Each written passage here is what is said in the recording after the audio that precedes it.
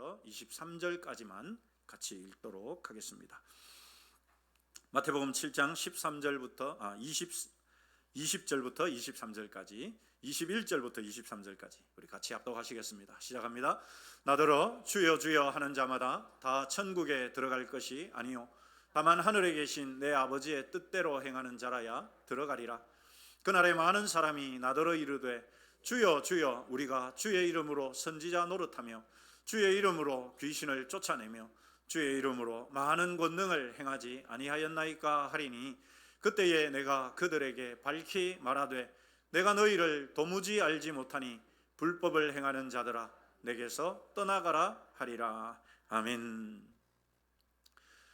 네, 지난 2006년에 이 세계 미술계를 발칵 뒤집어 놓는 위작, 그러니까 가짜 작품 소동이 있었습니다. 독일의 한 화가인 이 볼프강 벨트라키라는 이 화가가 당시에 1920년대 30년대 아주 유명했던 이 캄펜동크의 1914년작 이 말이 있는 붉은 그림이라는 그 작품을 아주 교묘하게 위조했습니다. 그리고 이것을 한 경매장에 팔았는데 그 경매장에서 무려 40억 원에 이것이 팔렸습니다. 여러분, 이 벨트라키는 단순하게 그림만 뺏긴 것이 아니라 이것이 오래된 것처럼 보이도록 하기 위해서 골목골목 그 벼룩시장들을 찾아다니면서 오래된 캔버스 도화지를 구입해가지고 거기에 그림을 그렸고요. 또 자기 아내에게 1920년대에 유행하던 옷을 입혀가지고 흑백 사진으로 그 작품을 구입했다는 인증사진까지 찍는 아주 치밀한 모습을 치밀하게 이것을 했기 때문에 당시로서는 어느 누구도 이것이 가짜라는 것을 알아채지 못했습니다. 이게 이 벨트라키와 그가 그린 가짜 위조 작품입니다. 이 한때 여러분 이 뉴스에 이것이 보도되기도 했습니다. 이 부부 사기단 이렇게 해가지고 뉴스에까지 났었습니다. 그런데 이것이 어떻게 들통이 났느냐? 영국의 한 연구소에서 그 그림의 물감을 분석했는데 1914년도에는 존재하지도 않았던 티타늄 화이트라고 하는 현대식 물감 성분이 발견되면서 이게 들통이 나버렸습니다. 여러분, 제 아무리 진품을 완벽하게 흉내내서 감별사들을, 감정사들을 잠깐 일시적으로 속일 수는 있지만 여러분, 가짜가 진짜가 되는 것은 불가능한 것이죠. 우리 신앙도 여러분 마찬가지입니다. 예수님은 산상수훈의 결론으로 향해 가시면서 우리에게 바로 네 믿음은 어떠냐? 네 믿음은 진짜냐? 가짜냐? 이렇게 본질적인 질문을 우리에게 던지고 계십니다. 여러분, 우리 옆 사람에게 한번 물어보시죠. 믿음이 진짜입니까? 믿음이 진짜입니까? 가짜입니까? 여러분, 거기에 대한 대답들은 누구라도 이 수요 예배까지 이렇게 나오셨는데 나는 가짜입니다 이럴 사람이 누가 있겠습니까? 그죠? 우리 옆 사람에게 한번 엄지손가락 들어주면서 칭찬 한번 해주십시다. 대단하십니다. 네. 예수님은 두 개의 문, 두 명의 지도자, 그리고 두 종류의 신앙을 대조하시면서 우리를 생명이 있는 진짜 신앙의 자리로 부르십니다. 그 첫 번째 바로 두 개의 문, 좁은 문과 넓은 문입니다. 여러분, 예루살렘에 가면 이 예수님을 장사했던 그 장소, 예수님을 장사 지낸 그 장소에 이 성묘교회라는 교회가 지금 크게 세워져 있습니다. 그런데 이 교회는 예수님이 장사되었던 곳이라는 그 역사적인 의미뿐만이 아니라 그 교회의 출입문이 독특한 출입문 때문에도 아주 유명합니다. 여러분, 이 교회의 출입문은 교회의 규모는 거대합니다. 우리 교회랑 비교할 수 없을 정도로 우리 이 교회 건물은 거대한데 문은 아주 조그만 한 사람만 겨우 통과할 수 있는, 그것도 여러분 머리를 숙이고 허리를 굽혀야만 들어가고 나올 수 있을 정도로 저렇게 작은 문이, 출입구가 저거 하나인데 저 문으로 유명한 교회이기도 합니다. 저렇게 여러분 작은 문을 만들어 놓은 데는 이유가 있습니다. 그 이유는 예수님께서 나를 위해 가지고 죽으신, 십자가를 달리시고 죽으시고 장사 지낸 그 거룩한 장소에 어느 누구도 교만하게 거만한 자세로 들어갈 수 없도록, 그래서 그것을 몸으로 체험하게 하기 위함이라는, 머리를 숙이지 않으면, 고개를 숙이지 않으면 결코 저 문을 통과할 수 없게 하셨습니다. 여러분, 예수님은 우리가 걸어가야 할 이 천국의 길을 바로 이 성묘교회의 이 좁은 문처럼 말씀하고 계시죠. 우리 같이 한번 읽어보시죠. 시작합니다. 좁은 문으로 들어가라. 멸망으로 인도하는 문은 크고 그 길이 넓어 그리로 들어가는 자가 많고, 생명으로 인도하는 문은 좁고 길이 협착하여 찾는 자가 적음이라. 그렇습니다. 좁은 문으로 들어간다는 의미는요, 이 세상에 우리가 짊어지고, 이 세상에서 짊어지고 있던 자기 교만, 자기 자랑, 이기적인 욕심의 그 진보다리를 짊어진 채로는 들어갈 수 없다는 말입니다. 예수님께서는 요한복음 10장 9절에서 이렇게 말씀하셨거든요. 내가 문이다. 내가 문이니 누구든지 나로 말미암아 들어가면 구원을 받는다. 예수님께서 문이라고 말씀하셨거든요. 여러분, 좁은 문 누구를 가리킵니까? 오직 유일하신 구원자 우리 예수님을 가리키는 말입니다.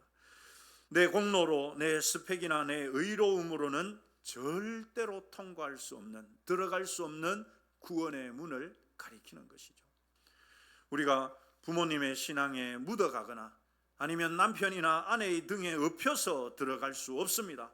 철저하게 나 혼자, 나 홀로 예수님을 유일한 나의 구원자로 고백하는 십자가 은혜로만 통과할 수 있는 문, 바로 그 문을 가리키죠. 그런데 여러분, 멸망으로 인도하는 문은 넓은 문이라고 이야기합니다. 죄의 짐, 여러분 그 문으로 갈 때는 죄의 짐, 교만의 짐을 한가득 짊어지고 가도 얼마든지 갈 수 있습니다. 내 마음대로, 내 성질대로 살아도 얼마든지 그 길을 갈 수 있습니다. 세상은 교회를 향해서 야, 너희들만 구원이 있다고 그렇게 주장하는 그렇게 편협한 종교라고 우리 교회를 향해서, 기독교를 향해서 비난하고 조롱합니다. 여러분, 넓은 길로 가는 종교들이 아량이 넓은 것처럼 보일지 모르죠. 그렇게 보일 수 있을 겁니다. 산을 올라가는 것이 하나냐, 이쪽 길로 가도 되고 저쪽 길로 가도 되고 뒤로 돌아서 가도 되고, 마찬가지로 구원은 모든 종교에 다 있다, 그렇게 말하는 종교가 아량이 넓은 것처럼 보이죠, 여러분. 그러나 생명을 주시는 분은 오직 길이요 진리요 생명이신 우리 예수님밖에 없는 줄 믿으시기를 축원합니다. 그렇습니다, 여러분. 우리는 이 좁은 길을 결코 타협할 수 없습니다. 어느 누가 뭐라고 한다 해도. 그런데 우리가 여러분 은혜로 정말 이 좁은 문을 통과해 가지고 좁은 길을 걷기 시작했다 해서 끝나는 것이 아닙니다. 우리의 길을 다시금 넓은 길로 빼내려고 하는 집요한 유혹들이 있죠. 거짓 선지자들. 그래서 예수님 15절에서 이렇게 경고하시죠. 같이 읽겠습니다. 거짓 선지자들을 삼가라. 양의 옷을 입고 너희에게 나아오나 속에는 노략질하는 일이라. 양의 옷을 입고서 속에는 잡아먹는 늑대고 일인데 겉으로는 양의 옷을 입고 간다라고 말하죠. 여러분, 얼마 전에 우리 정치권에서 이 양두구육이라는 이 한자 사자성어가 좀 유행했던 적이 있죠. 그래서 아마 대부분의 우리 국민들이 이 말을 모르는 분이 없을 정도로라 생각합니다. 이 말은 양의 머리를 걸어놓고, 그래서 양의 고기를 팔아야 되는데 실제로는 값싼 개고기를 파는 것을 말하죠. 그래서 겉과 속이 다른 속임수를 쓰는 사람들을 가리키는 표현입니다. 양두구유. 밖에는 양의 머리를 걸어놓고 실제로는 개고기를 파는, 사람을 속이는, 여러분 예수님의 시대나 구약 시대나 오늘날이나 교회 안팎에는 여전히 철저하게 양의 옷을 입은 이리들이 존재합니다. 이단들 뿐만 아니라 자기 영달과 탐욕을 위해서 하나님의 말씀을 왜곡하는 사꾼들도 존재하죠. 그들은 예레미야 시대의 거짓 선지자들처럼 하나님이 하시지 않은 말을 가지고, 그래서 사람들이 듣기 좋아하는 말, 거짓 평안과 성공만을 약속하면서 영혼을 노략질해 갑니다. 그럼 안타까운 것은 참 그리스도인들이 너무 순진해가지고 너무 순수해가지고 그런 사람들에게 잘 속여 넘어간다라는 사실입니다. 그러면 우리는 어떻게 이들의 교묘한 이런 위장수를 여러분 파악해낼 수 있을까요? 예수님은 그 방법도 그 대책도 우리에게 알려주시죠. 20절 우리 같이 읽겠습니다. 시작합니다. 이러므로 그들의 열매로 그들을 알리라. 무엇으로 안다고요, 여러분? 열매로, 열매. 여러분 여기에 말하는 이 열매는 말씀에 대한 순종, 말씀을 삶으로 살아내는, 삶으로서 말씀을 살아내는 그 삶을 의미하는 것이죠. 예수님께서는 우리에게 좋은 시력을 가져라, 그래서 속에 들어있는 이 늑대들을 찾아내라고 말씀하지 않습니다. 다만 시간을 두고서 보면은 알 수 있다. 그래서 예수님은 우리에게 시력을 요구하는 것이 아니라 시간을 말씀하시죠. 그렇습니다. 나무만 보아서는 여러분 초보자들이 이게 사과나무인지 복숭아나무인지 나무만 봐서는 초보자는 잘 모릅니다. 그런데 여러분 그 나무에 열매가 달리기 시작하면 초등학생도 이게 사과나무인지 복숭아나무인지 감나무인지 대번에 알 수 있게 되죠. 비록 시간은 걸리지만 반드시 열매가 드러나게 된다라는 사실입니다. 화려한 외모, 언변, 그것은 속일 수 있습니다. 스펙은 속일 수 있습니다. 그러나 그 사람의 삶에서 우러나오는 성품과 메시지의 결론, 즉 열매는 절대 속일 수 없는 것이죠. 앞서서 소개해드린, 서두에서 소개해드린 이 벨트라키라는 화가가 여러분 제 아무리 교묘하게 위작을 만들었어도 그 물감까지, 그리고 그 이 원작자의 여러분 그 영감까지 흉내낼 수는 없는 것이죠. 사랑하는 성도 여러분, 이 혼탁한 시대에 분별할 수 있는 유일한 방법은 삶의 열매를 보는 것입니다. 우리 한번 따라서 하십시다. 삶의 열매를 보는 것이다. 한 번 더 하십시다. 열매가 중요하다. 그렇습니다. 그러나 너무도 많은 분이 그저 외형적인 것들에 스펙과 뛰어난 언변과 화려해 보이는 그 사람의 배경에 그저 넘어가고 너무나 보기 쉽게 넘어가 버리죠. 여러분 기억하십시다. 열매는 절대로 속일 수 없다는 사실입니다. 이제 예수님께서는 더 예리한 결론으로 향하시죠. 이제 거짓 선지자들의 열매를 구분하는 것을 넘어서서 이제는 저와 여러분에게 우리 자신에 대해서 질문을 하십니다. 여러분 본문 21절 말씀 우리 한 번 더 읽어보시죠. 시작합니다. 나더러 주여 주여 하는 자마다 다 천국에 들어갈 것이 아니요 다만 하늘에 계신 내 아버지의 뜻대로 행하는 자라야 들어가리라. 아멘. 여러분 이 말씀은 참 오늘을 살아가고 있는 우리에게는 참 기가 막힌 선언입니다. 여러분 왜 그렇습니까? 이 21절에서 예수님은 천국에 들어갈 수 없는 사람, 천국에 들어가지 못하는 것과 천국에 들어갈 수 있는 사람들에 대해서 알려주시는데 이것이 세상 사람들을 향한 말씀이 결코 아니라는 사실이죠. 예수님을 향해서 주여 주여라고 2번이나 부를 정도로 그들은 종교적인 열심이 특심했던 사람들을 이야기하기 때문입니다. 그저 여러분 교회 다니지 않는 사람들 하나님께 하나님 나라 들어갈 수 없어라고 말하는 것이 아니고 예수님을 향해서 주여 주여라고 부를 정도로 정말 열심히 특심한 그들을 향해서 예수님께서 하시는 말씀이기 때문입니다. 심지어 이들은 여러분 어떤 일을 행했느냐? 주님의 이름으로 선지자로 살았고 주님의 이름으로 귀신도 쫓아냈습니다. 주님의 이름으로 많은 권능도 행했습니다. 귀신 들린 사람이 있는데 여러분 제가 나사렛 예수의 이름으로 명하노니 나가라! 귀신이 막 현장에서 쫓겨났어요. 머리가 아프고 막 허리가 아픈 분이 예수의 이름으로 명하노니 나을지어다 나갔어. 그러면 여러분 어떻게 생각하시겠습니까? 와, 우리 목사님 능력 있대. 그래요. 이게 참 우리의 딜레마이죠. 딜레마 여러분. 분명히 그날에 여러분 적은 사람이 아닙니다. 많은 사람들이 뭐라고 이야기하느냐? 예수님께 와서 여기서도 예수님께 주여 주여라고 말하죠. 얘가 예수님 주님의 이름으로 예수님의 이름으로 선지자로 살았습니다. 오늘날로 말하자면 목사 안수 받고 목사로 살았습니다.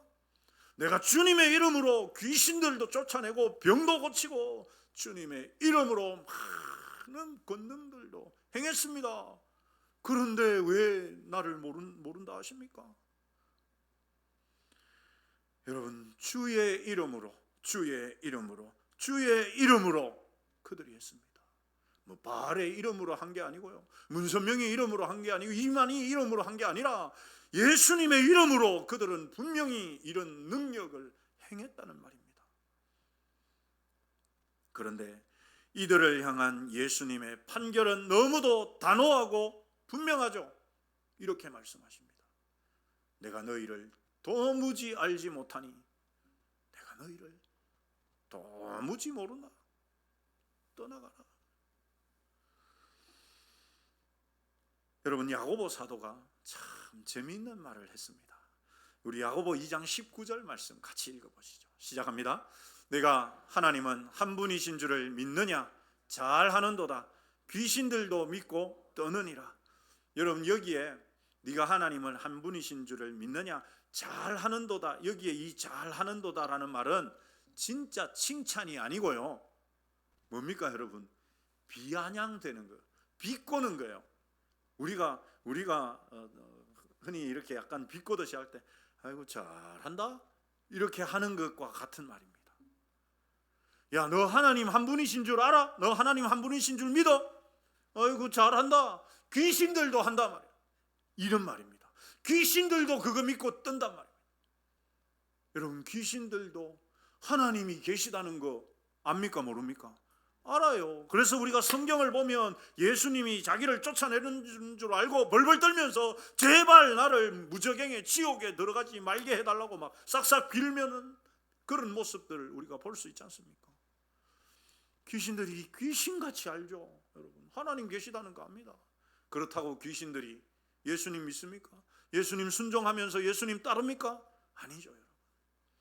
야고보서 2장 19절에서 이 말씀을 하는 이유가 무엇입니까?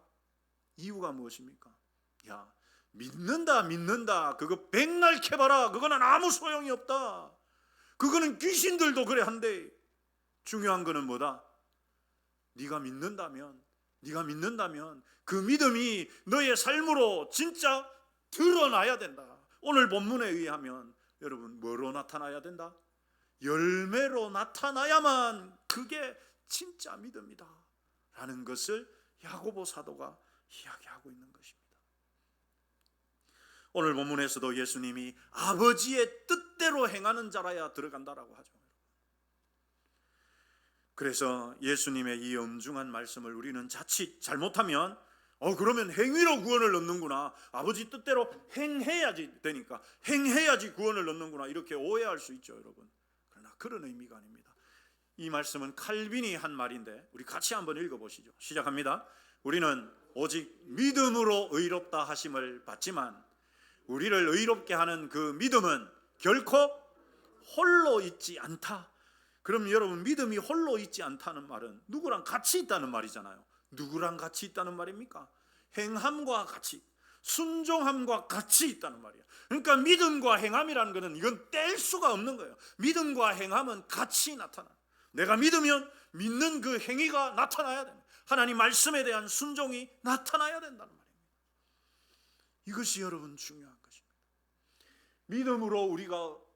오직 믿음으로 우리가 의롭다고 함을 받는데, 그런데 그 믿음은 절대 혼자 있는 것이 아니에요. 이것을 우리가 꼭 기억해야 해요. 여러분, 교회는 사람들로 넘칩니다. 물론 많이 줄었다고 합니다만, 그러나 세상의 지탄을 받는 이유가 무엇입니까? 주여 주여 부르는 사람들은 많은데, 주여 주여라고 하는 사람들은 많은데, 실제로 말씀에 순종하는 사람들, 하나님 말씀대로 살려는 몸부림은 없기 때문이죠. 성경이 말하는 믿는다는 것은 단순하게 내가 그냥 지적으로 동의하는 그것이 아니라는 말이죠. 내 삶의 주인을 내가 예수님으로 모시고, 그래서 그분의 뜻에 내 삶을, 나를 쳐서 복종시키는 절대적인 항복, 정말 여러분 진지한 항복이 없이는 진짜 믿음이 불가능하다는 사실입니다. 그래서 여러분, 바울이 자기를 날마다 죽는다라고 말하는 이유가 거기에 있는 것이죠. 조금만 지나면 불쑥 내 성질이 올라오고, 조금만 지나면 불쑥 내 안에 내 뜻이 올라오고, 그래서 내 마음대로 살고 싶은, 내 마음대로 하고 싶은, 그러나 하나님의 말씀이 말씀할 때 나를 죽이는 그 연습과 훈련이 여러분, 저와 여러분이 행하여야 할 신앙의 진짜 모습이라는 사실입니다. 사랑하는 성도 여러분, 우리는 그동안 이신칭의를 강조했습니다. 틀린 말 아니죠, 여러분. 믿음으로 의롭다함을 받는 것이지.